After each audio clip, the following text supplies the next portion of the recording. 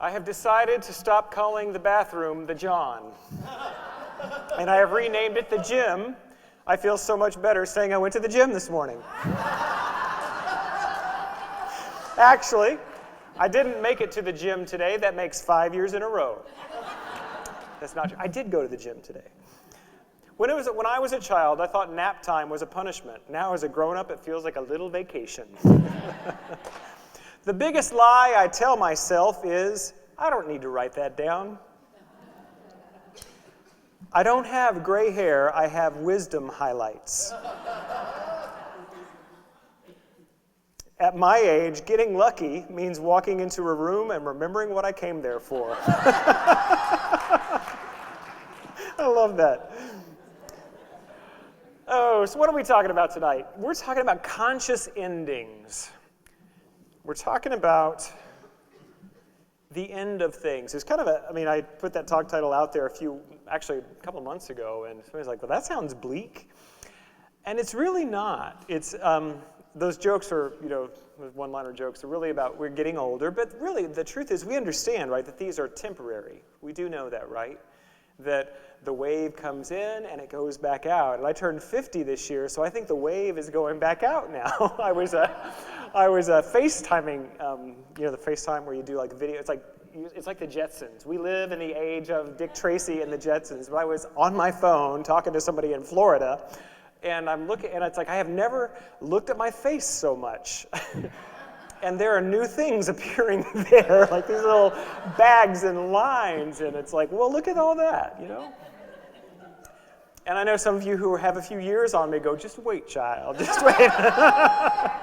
But it's really okay. We're all in the process of accepting the fact that these bodies are temporary. Many of you know I lost my father about a month ago. Actually, it was exactly a month ago. It was October 30th. And it was a real journey there. I'm going to talk a little bit more about that later. But we are in the process of revealing the infinite in a finite form. Revealing the eternal in time. And it is a kick. It's the best game in town. So sometimes, we talk so much in Unity about how we are unlimited, and that's really powerful, and I'm going to talk more about that tonight too, that you really are here to reveal the power of God in your life and transforming your life into exactly what you want it to be. We teach that you can live the life of your dreams.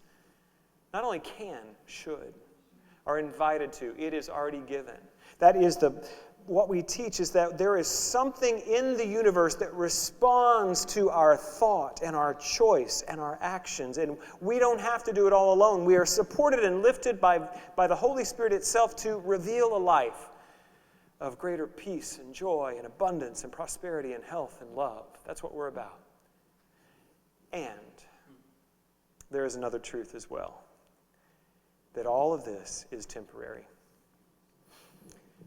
There is a time for everything and a season for every activity under heaven. This is from Ecclesiastes. A time to be born and a time to die. A time to plant and a time to uproot. A time to kill and a time to heal. A time to tear down and a time to build. A time to weep and a time to laugh. A time to mourn and a time to dance. In Unity, we are really good at beginnings. We are good at using our affirmations and our affirmative prayer to create. But we're not always good at endings. And so sometimes we go unconscious. And we don't know quite how to be with something when it is time to die, or it's time to weep, or it's time to mourn. And so I feel like I would be doing you a disservice as your minister if I didn't teach both sides of this to you. In the Hindu tradition, and they're really kind of cousins of ours, the Hindus. I don't know if you know this or not, that we are absolutely a Christian tradition, but we have a sort of a window open to the East in the way we hold the nature of reality. We are a oneness teaching branch of Christianity. We are non-dualistic. We teach that everything is God. God is everything. There are not two separate realities of good and evil. There is only God, which then we are free to express and create in, and that's where the evil comes in, that we are free, we have free will, and we, conscious beings, get to choose. But there is one life. In the Hindu tradition, there are many deities in the Hindu tradition. They're all aspects of the one God, the one life, and that Brahma is the central God. But there are three main deities in Hinduism, and they are Brahma, Vishnu, and Shiva. Brahma is the creator, that aspect of God that is always birthing itself anew into form. In Genesis, it says, God said, "Let there be light," and there was light. And we love this part in unity, right? That we get to speak our word and see things created out of the very substance of life itself into form. It is great. The second, Vishnu, is the sustainer of life, that energy that just lifts and supports and sustains. But the third, Shiva. Who knows what Shiva is? The destroyer. We don't talk about him much. But there's a deep understanding in the East, in Hinduism and in Buddhism, which I'm going to get to in just a moment, that everything here is temporary. And it in no way devalues or diminishes the power of us that we have, the God-given gift that we have to create our lives. But it is good to remember that everything in the world of time and space and form is temporary. In Buddhism, it's taught like this. There are 5 remembrances. This teaching is attributed to the Buddha himself. The first remembrance is, I am sure to become old. I cannot avoid aging. I'm finding this to be true. And just seems to be happening. The second remembrance is this, I am sure to become ill. I cannot avoid illness. Now, I can already see you Unity people out there going, well, I'm not going to claim that. And you don't have to. These are not affirmations. These are reminders. They're just reminders. And when you do become ill, then you do your affirmation and you get rid of it. You release it on out of the way. And yet, it's good to be reminded. The third is, I am sure to die. I cannot avoid death. We don't even use the word death sometimes in Unity, and I think the way we describe it as transition is more truthful. That we are eternal, birthless, deathless, changeless beings, expressions of God, but this body will die, as all of ours will. The fourth, I must be separated and parted from all that is dear and beloved to me. Just a simple reminder, everything is temporary. The fifth, I am the owner of my actions, heir of my actions. Actions are the womb. Actions are my relations. Actions are my protection. Whatever actions I do, good or bad, of these I shall become their heir. What I own are my choices, how I show up in the world. When I first saw these 5 remembrances, a Buddhist friend of mine emailed them to me. I just thought, well, that's a bummer. I'm going to get old, I'm going to get sick, I'm going to die. Everything I love will be taken away from me. I didn't get it. I just thought, well, I'm glad I'm not in that religion. I'm glad that I'm in Unity, where we don't teach that stuff. But then I began to realize the value in understanding the temporary nature of everything in this form. When we are not conscious of endings, a couple things happen. We repeat the patterns of our unhealed past. This is the only example I can think of, I should really think of more examples, but when you've married that same woman 3 times with a different name and a face each time, something is going unconscious at the ending of those relationships. And so the pattern is repeating. If we do not become conscious at the endings of things, this can happen. The second is that if we are not allowing things to die in a timely form in our lives, and I'm not just talking about bodies, I'm talking about patterns of behavior, I'm talking about the way we show up, jobs, relationships, hairstyles, those things that it's just time. If we don't allow things to die, to end, we never get to experience the new. Ralph Waldo Emerson, who along with many of the other transcendentalist philosophers in America, they were the chief inspiration for the New Thought philosophy. Two things came together in the late 1800s that founded New Thought, which unity is a part. One is the transcendental philosophy, the idea that there is more than the individual experience. There is a greater whole of which we are part. And then the second is an idea of mind healing, that our thoughts are creative and that we can heal. So Phineas Quimby brought the healing part, who healed Mary Baker Eddy, who I don't need to get a whole history lesson, but there was that lesson. But then the transcendentalists, especially Emerson, he had this huge awareness that we are part of something that is vast and infinite. Thoreau, Emerson, Alcott, those guys were incredible. And Emerson said this: "We must release our angels that our archangels may come in." If we're unwilling to be conscious at the endings of patterns in our life, we get stuck. And what we're about in unity is an evolutionary spirituality. That we are always to be growing into greater and greater experiences of the life of God. And if we're not allowing things to die, to end, we will keep ourselves stuck and miss the beauty of the next chapter, the next stage. There are 4 kinds of pain, according to Michael Beckwith. They are, you can write these down: resistance, resistance, resistance, and resistance. We are afraid of the unknown, so we resist it. We just resist it. We stay in our comfort zone because it's comfortable. But if we're going to grow, we have to let things in and move beyond our comfort zone. And guess how it feels to be outside of your comfort zone? Uncomfortable. Very. But this is what we must do. Another thing that we have to do is we have to grieve. We often don't like to talk about this too. This is Elizabeth Kubler-Ross. She identified the 5 stages of grief. They are denial, anger, bargaining, depression, and acceptance. This is not just about losing a loved one. This is losing a job.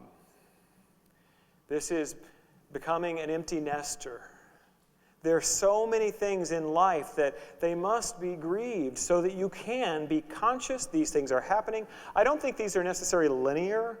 You may not experience denial at all. You may move it quickly. You may have depression first and then get to, it's really a fun, just a little smorgasbord you get to have.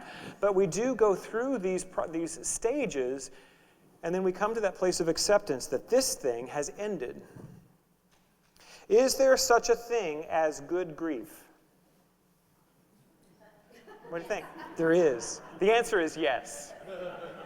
There is a good thing in grief. It's a very cleansing process. When we allow ourselves to grieve, and again, this is really the process of being conscious at the end of things, is to allow it to go and be aware of what we're feeling. To be conscious means to be aware. And we may experience all of these things, none of these things, other things, but we will have to go through it and just be aware of what we're going through. Someone was talking to me about the work of grieving. What does that mean? What does it mean to grieve? And my teacher, Reverend Dr. Petra Weldes, her answer to that, I think, is just pretty profound. It's just to feel sad. That's the work of grieving. It's just to feel our sadness. I don't want to stay here. We don't want to stay in grief very long, and, well, sometimes it is longer, but that's okay. But I don't want to stay in grief because I want to get to a different idea. I actually, when I was preparing this talk title, it was very interesting what happened. I love writing talk titles and planning them out weeks and months in advance, and then it's always just hilarious what my subconscious or what God is doing to me, because then it lines up. I end up giving that talk on a day that something really powerful happens. Like 3 weeks ago, I think, was my first talk back after my dad died, and I had chosen the title, Release with Love. And I had chosen that months before, having no idea that would be the case. So this is a constant teaching that I think I want to bring every so often to us as a community, is about being conscious at the endings of things. I think it's important because that keeps us from being stuck. So I knew I'd given a talk on it a couple years ago, and I knew we're coming to the end of the year, so a lot of things are ending. I'll talk on conscious endings. I wrote it down, November 30th, conscious endings. There we go, move on with my life. That was like in July, I think. I come back to it, and I start working on it, and I go back and look at the last time I gave the talk. Well, it was actually just a little over a year ago. I thought it was further back. I don't like to repeat. And what I found as I went back and looked through those notes, I had chosen that one for the same reason, and not knowing that there was a major drop-off in my dad's health, and I ended up speaking about the process of being conscious for my dad's end of life. And here tonight, I'm speaking about being conscious at the end. And I had no idea that these two talks would sort of bookend this experience of the last 14 months with my dad. But I wanted to move our frame of reference just a little bit. Yes, we must grieve those things. Even the good things will have some grief. But I want to now focus more on endings as completions. That something is completed. And that may be a little softer in us rather than something has died. That something is complete. We complete school. We complete raising our children. We complete many things. Sometimes we complete relationships. Have you ever heard this phrase, everyone comes into your life for a reason, a season, or a lifetime? And those who've been around a few decades know there aren't that many lifetime people, are there? And that's okay. There are some people that come into our life for a specific reason, and it's complete, and that relationship is done. I've been teaching Lessons in Truth, and Emily Cady talks about the power of just knowing when a conversation is done and walking away. Yeah, we don't do that very often, do we? It's complete. I can let it go. I can move on. And those seasoned relationships, those who come into our life, and other ways I've heard them talked about is karma relationships. That there's something that my soul has decided it wants to learn in this lifetime, and here you are to teach it to me. Oh, thank you so much. Thank you for agreeing to teach me this wonderful lesson that you are teaching me. I'm not a big one for afterlife cosmology or before-life cosmology. I don't know. I mean, Reverend Howard seems to have some real understanding around reincarnation. Talk to him about it. I don't really know the way that all works, and I've been a little skeptical about some of the systems that have been kind of put out there about this is what happens, and your soul makes a contract with other souls, and then you migrate over lifetimes. I don't know. Maybe. But there's a book by Neil Donald Walsh, a children's book. Was it The Little Soul? Do you know that book? Well, in the book, there's a soul that is about to reincarnate back on Earth. And God says to the soul, every soul must teach something. What do you want to teach? And the little soul says, I want to teach forgiveness. And God said, well, that's a big one. Are you sure that that's what you want to teach? He's like, yes, I think the world, if you look at the world, clearly they need to learn to forgive. So I want to go back to earth and I want to teach forgiveness. And then God says, well, this soul, the star behind you, has agreed with you to come back in, and they will do something so painful to you. And your work will be to learn to forgive them.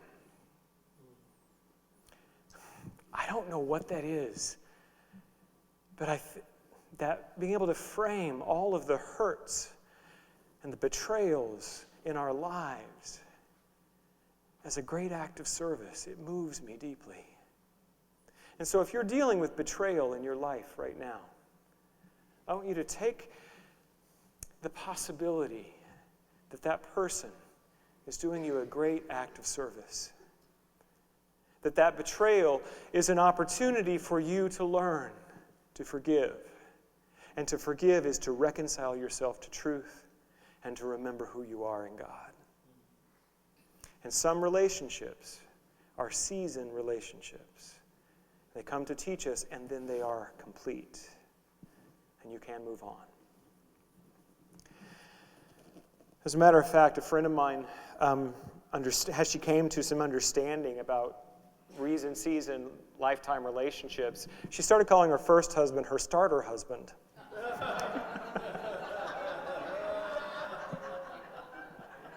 Isn't that great? And her second one was called her husband. So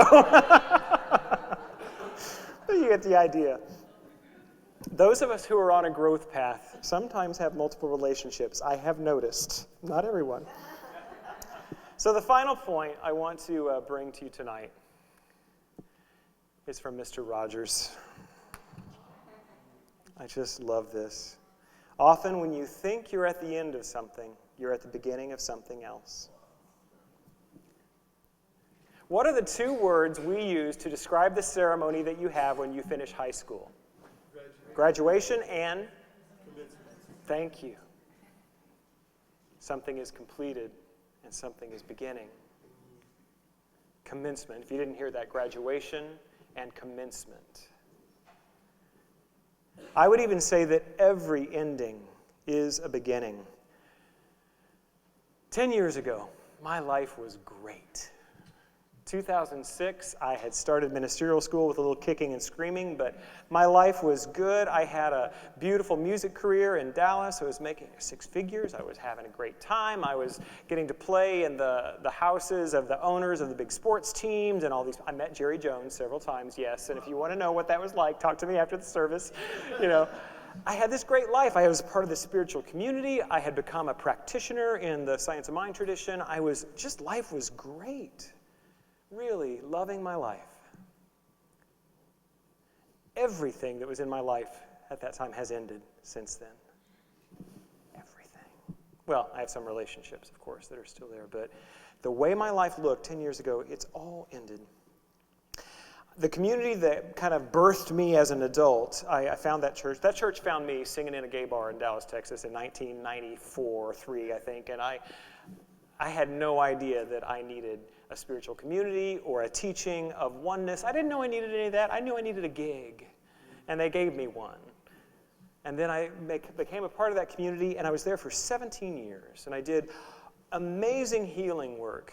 Aren't you glad that you didn't have to put up with me in all those years? That you kind of get me a little bit more evolved? You may not know, but believe me, you'll be glad.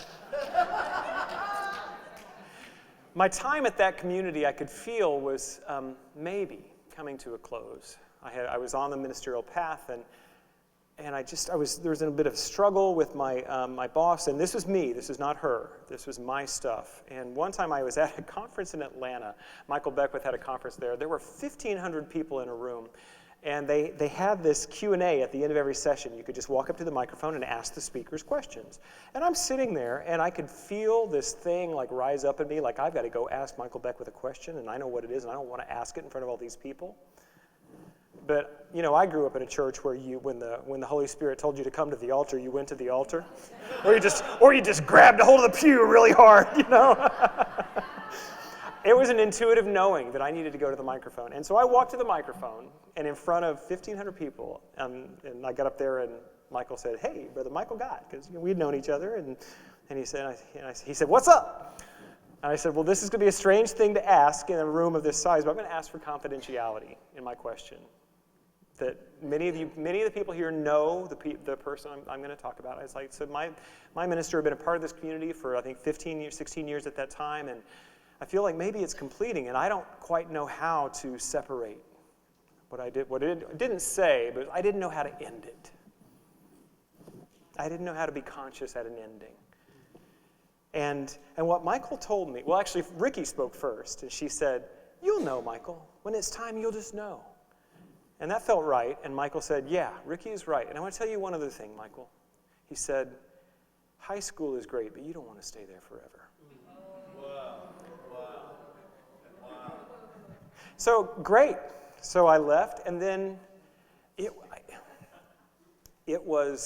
actually happened a few months earlier than that. About 3 months earlier, and I didn't put the two things together until about a year later. 3 months earlier, I had awoken from a dream. The dream was this. I am meeting with my minister, my boss, and I'm walking into the room where we're having a meeting to plan the annual theme for the next year in our church, and that was one of my favorite things to do with her. We would plan a whole year. We're going to explore this as a community for this year, and it was just a beautiful, creative process, and I loved it. And in my dream, I get to the room, to the meeting, and she says, "Oh, it's all done." I said, "What? I love doing that." She said, "No, it's done." And this anger rose up in me in the dream. And I stormed out of the room, and I walked down the hallway, and I stormed out the outside door, and I opened it, and I went outside, and I turned around, and I was standing at my high school. And then 3 months later, Michael Beckwith told me, high school is great. You don't stay there forever. Completing my time with that community was hard.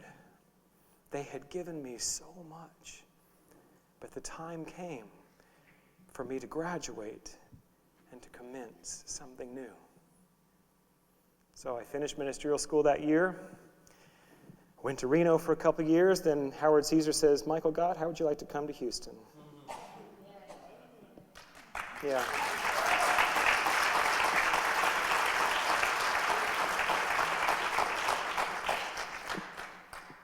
And my time here will end, but not tonight. And I don't have anything planned, just so you know. I have no plans to leave. But everything in the world of time and space and form. This is not high school, Kim says. Yeah, so I want to end with this. This is my father. I showed this just a few weeks ago. Actually, I showed this same image last September, last time I gave a talk on conscious endings. But I'm holding it differently tonight. My dad, who died 1 month ago tonight, I shared a little bit about how that experience was. He was surrounded by his family, his wife of 55 years, 2 of his sons, his sister, and we prayed and we sang him home. This is such a sad picture in some ways. It has been. So I took this maybe 4 years ago at Thanksgiving down in Galveston. But now it feels like something has ended and something is beginning for this beautiful soul. This ocean of possibility open in front of him. So I bless him on his journey. And I bless you on yours. You don't have to die to have a brand new life. It's waiting for you. I love you. God bless you.